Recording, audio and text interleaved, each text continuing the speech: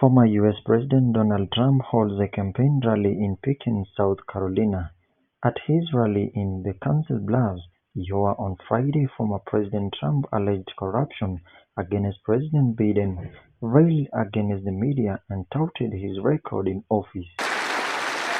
And I promise you this, if you put me back in the White House, and Iowa and Nebraska, you're very important states, their reign will be over and America will be a free nation once again. We're not a free nation. We don't have free press. We have a crooked press. Trump accuses Biden of being paid off by foreign countries and rails against the media. Trump calls Biden the most corrupt thief who is using trillions to ruin the country's economy. We don't win this election, we're not going to have a country.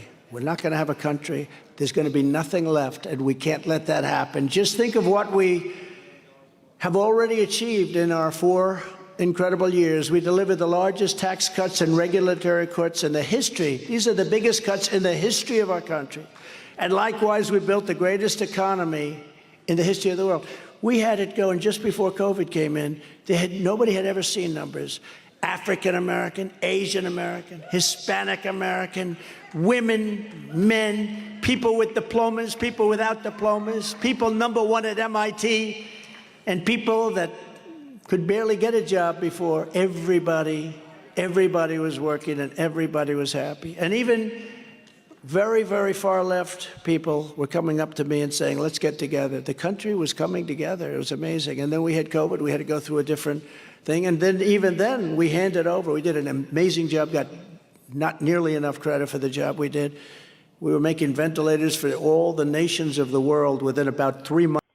He says there is an absolute proof that Biden is being paid off by China, Ukraine, and other countries, and the press doesn't write about that.